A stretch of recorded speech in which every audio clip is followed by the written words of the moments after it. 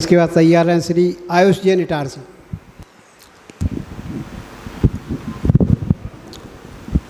नमोस्तु महाराज। कई बार देखने को मिलता है कि कई घरों में पति पत्नी की नहीं बनती या फिर भाई बहन की नहीं बनती। कई रिश्ते होते हैं जो आपस में टकराते हैं, मतलब आंखों देखे नहीं सुहाते। तो महाराज जी कई बार ऐसा होता है कि मतलब एक तरफा मतलब बैर रहता है कई बार कि हम तो बोलना चाहते हैं लेकिन सामने वाला जैसे हमसे नहीं बोलना चाहता। तो महाराज जी अपने धर्म के अनुसार अगर अपन किसी से 6 महीने नहीं बोलें तो उसका दोष लगता है अपन को। तो ऐसी स्थिति में महाराज जी अपने भाव उसके प्रति कैसा होना चाहिए? बहुत सुंदर प्रश्न किया है। देखो ऐसा है, धर्म पराधीन नहीं है। धर्म तो अपने स्वयं आत्मा के अधीन होता है। चाहे पति पत्नी का रिश्ता हो, चाहे भाई बहन का रिश्ता हो, पिता पुत्र का, माँ बेटे का रिश्ता हो, हमें अपने धर्म की चिंता करना चाहिए। हमें अपनी गलती हो अथवा ना हो, हमें एक बार नहीं कई बार क्षमा मांग लेना चाहिए। फिर भी सामने वाला क्षमा नहीं करता है तो आपके संबंध को कोई खतरा नहीं है। हाँ, आप क्षमा मांगने के लिए तैयार नहीं हैं, आप में बैर भाव क्रोध भाव है, तो जरूर आपके 6 महीने के उपरांत यदि आपका बैर बना रहा और आपने क्षमा नहीं मांगी तो आप मिथ्या दृष्टि की कोटि में आ जाएंगे। मगर आपने 6 महीने के अंदर अंदर क्षमा मांगने का प्रयास कर लिया तो आपके संबंध को कोई खतरा नहीं। 15 दिन के अंदर क्षमा मांग ली, आप देश संयमी है तो आपके देश संयम को कोई खतरा नहीं। मुनीर आज अंतर्मूर्ति में क्षमा याचना कर लें, उनके सकल संयम को खतरा नहीं है। इसलिए अपने को चिंता करना चाहिए। आपका प्रश्न का समाधान आपको मेरे से प्राप्त नहीं करना चाहिए। लाइन एरिया में जाओ, जो मूल नायक पारसनाथ भगवान विराजमान है उनको देखो, आपका समाधान हो जाएगा। कैसे होगा? ऐसे होगा कि पारसनाथ भगवान और कमट का 10 भव से बैर चला आया था और पारसनाथ हमेशा क्षमा मांगते आए थे और उसका परिणाम ये निकला, पारसनाथ का जीव तीर्थंकर भगवान बन गया और कमट का जीव संसारी बना रहा। मगर फिर भी कोई बात नहीं, सुबह का भूला शाम को घर आ गया, उसका भी कल्याण हो गया और पारसनाथ के समूह शरण में उसने भी धर्म को प्राप्त कर लिया। इसलिए अपने को हमेशा क्षमा के परिणाम रखना चाहिए। सामने वाले की परिणति वो जाने, ये मोक्ष मार्ग में व्यवस्था है। आयुष जैन इटारसी आए और तैयार है श्री अल्पना जैन इटारसी। मेरा क्वेश्चन ये है कि तिरंगे में 3 ही रंग क्यों होते हैं और अब तिरंगे से अपने जैन धर्म का भी कोई संबंध है क्या? अच्छा, आज स्वतंत्रता दिवस है और एक राष्ट्रीय पर्व है और ठीक है, पर्व तो दिन भर के लिए होता है। आप लोगों ने तो सुबह घंटा 2 घंटे में स्वतंत्रता दिवस मना लिया, भूल गए। आयुष भाई को शाम तक याद है कि आज 15 अगस्त थे, स्वतंत्रता दिवस है। अच्छी बात है। अब मैं ये कहना चाहता हूँ, इनका प्रश्न तिरंगा में 3 रंग होते हैं, उनका क्या अर्थ होता है, उसका जैन धर्म से भी कोई संबंध है क्या? तो सुनो, जैसे हमारे जैन धर्म के झंडे में 5 रंग होते हैं, बीच में श्वेत वर्ण अनंत परमेष्टि का प्रतीक है, ऊपर का लाल रंग सिद्ध परमेष्टि का प्रतीक है और इसके नीचे पीला रंग आचार्य परमेष्टि का प्रतीक है, इसके नीचे नीला रंग वह उपाध्याय परमेष्टि का प्रतीक है और काला रंग या घेरा नीला रंग वह साधु परमेष्टि का प्रतीक है। इसी प्रकार तिरंगे में भी 3 रंग होते हैं। आप लोगों को भी तिरंगे का विज्ञान समझ में आना चाहिए। आर्यन, तिरंगा जानते हो? ऊपर कौन सा रंग होता है? केसरिया होता है। बीच में कौन सा होता है? सफेद होता है। नीचे हरा होता है। कोई देखकर बता दो। अब बता, क्या बात है, बताया तो हाँ, अब सुनिए, केसरिया रंग जो होता है वह क्रांति का, बलिदान का प्रतीक है। देश की आज़ादी के लिए हजारों देशभक्तों ने अपने प्राणों का भी दान कर दिया, बलिदान कर दिया। एक केसरिया रंग इस बलिदान और क्रांति का प्रतीक है। बीच में श्वेत वर्ण है, ये शांति का प्रतीक है। और नीचे हरा रंग, देश में पूरी धरती हरी भरी बनी रहे, हरियाली का प्रतीक है। और इस तिरंगे में बीच में एक चक्र बना हुआ है, उस चक्र में 24 आरे होते हैं। और जैन धर्म में 24 तीर्थंकर होते हैं।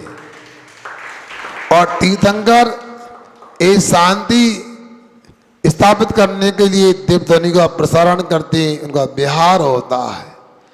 जहाँ तीर्थंकर होते हैं वहाँ पर वह धर्म के लिए सब लोग समर्पित होते हैं, अपना जीवन समर्पित होता है धर्म के लिए।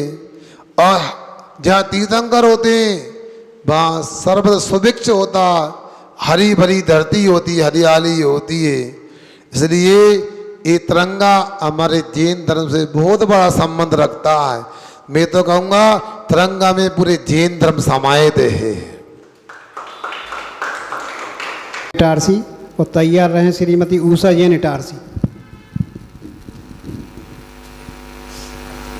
स्वामी शुल्लक जी, महाराज जी कल पाठशाला में महिलाओं को पढ़ाते समय एक शब्द आया था छपक श्रेणी महाराज जी, तो उस छपक श्रेणी को समझना था कि छपक श्रेणी क्या होता है। बहुत सुंदर, मैं तो पहले से कहता हूँ, दीक्षा कल्याणक में आया कि भगवान जो है छपक श्रेणी आरूढ़ होकर केवल ज्ञान को। जी महाराज जी, मैं तो बार बार कहता हूँ कि पाठशाला पढ़ाना तो बहाना है, सही तो यह है कि जो पाठशाला पढ़ाते हैं उनकी सही पढ़ाई होती है।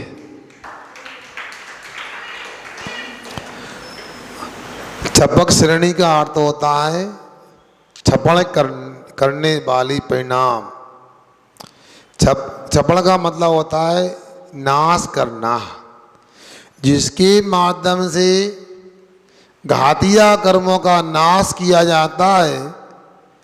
ऐसे परिणामों को प्राप्त करना ये छपक श्रेणी होती है। हमारे यहाँ मुनि महाराज होते हैं, जैसे आपके यहाँ विद्यार्थियों के लिए विद्यालय के बाद महाविद्यालय होते हैं, 12वीं कक्षा तक तो विद्यालय होते हैं और इसके बाद में महाविद्यालय होते हैं। महाविद्यालय 2 प्रकार के होते हैं, एक डिप्लोमा कोर्स वाले डिप्लोमा और एक डिग्री, मतलब डिप्लोमा कॉलेज और डिग्री कॉलेज। डिप्लोमा करने वाले होते हैं उनके लिए स्नातक नहीं कहते, उन्हें अभी पूरी योग्यता प्राप्त नहीं हुई है।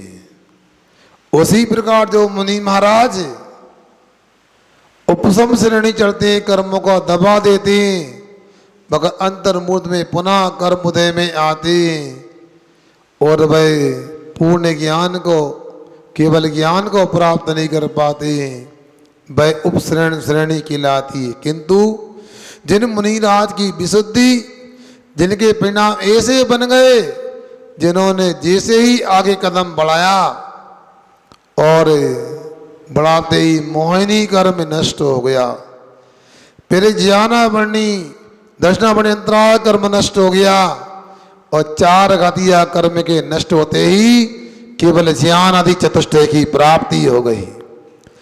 ऐसी परिणामों का नाम छपक श्रेणी होता है। श्रेणी मतलब नशेनी को बोलते हैं, जो परिणामों में चढ़ते जाते और केवल ज्ञान प्राप्त करते हैं। ऐसे परिणामों की विशेषता जहाँ होती है उसको छपक श्रेणी कहते हैं।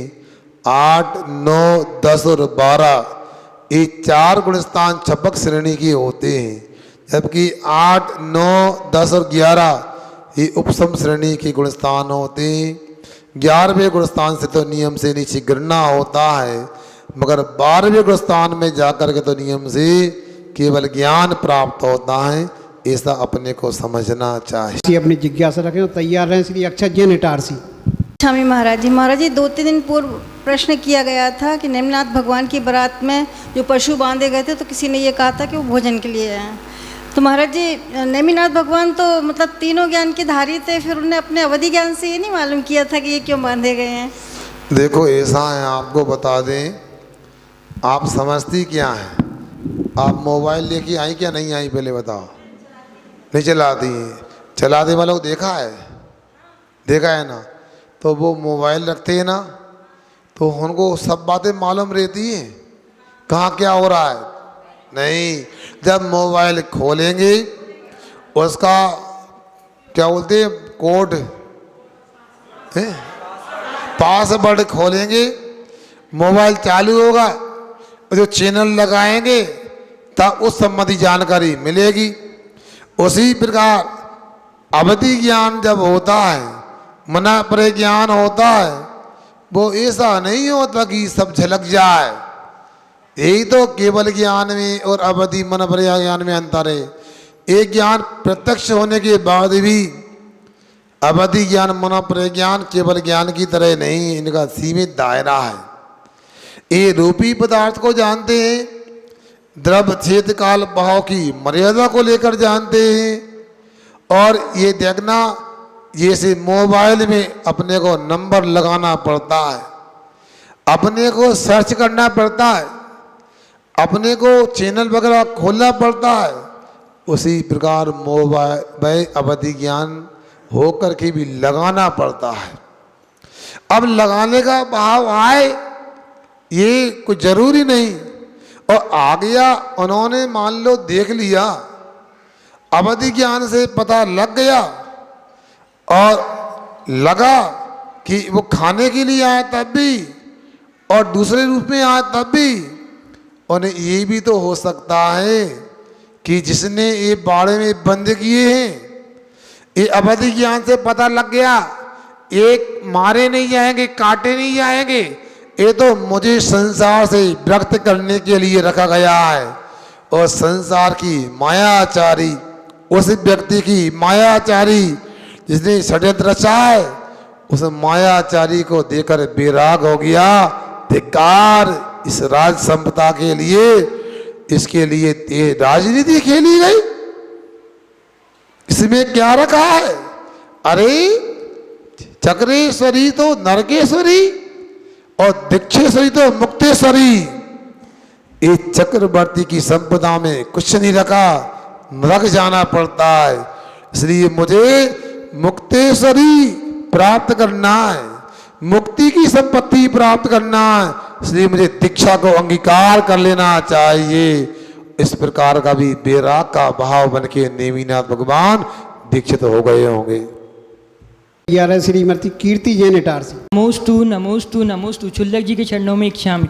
महाराज जी मेरी एक छोटी सी जिज्ञासा है। कल मैंने पढ़ा था साधु परमेष्टि के 28 मूल गुण होते हैं और उपाध्याय परमेष्टि के 25 मूल गुण होते हैं। तो महाराज जी ऐसा क्यों कि उपाध्याय परमेष्टि के 3 मूल गुण कम है साधु परमेष्टि से? अच्छा, बहुत अच्छा पूछा आपने। अक्षय भैया, अक्षत भैया, आपकी अच्छी जिज्ञासा है। अभी अपने को पाठशाला और पढ़ना है तब समाधान होगा। देखो ऐसा रहता है, आप जानते हो 6वीं क्लास में 6 विषय होते हैं, ठीक है ना, और एमए में जाके 1 विषय हो जाता है। तो एमए का विद्यार्थी बड़ा होता है कि 6वीं कक्षा का विद्यार्थी बड़ा होता है? अतिभी बड़ा कौन होता है? एमए करने वाला बड़ा होता है कि 6वीं कक्षा वाला बड़ा होता है? 6वीं वाला बड़ा होता, बच्चा है वैसा बोलेगा। अब सुनो, अब वो नहीं जानता हो एमए क्या होता है, फिर भी आपको समझ में आ रहा है। तो 6वीं में 6 विषय होते हैं, एमए में 1 विषय होता है। बड़ी कक्षा कौन सी? देखो एमए कक्षा वाले को भी 6वीं कक्षा के 6 विषय तैयार होना चाहिए। मतलब 6 विषय वो तो तैयार होना ही चाहिए। इसके बाद हमें एमए का भी उनको विषय याद होना चाहिए, तब एमए का विद्यार्थी एमए में पास हो सकता है। ऐसा तो नहीं होता एमए कक्षा वाले को छठवीं के विषय को याद नहीं होता उसको।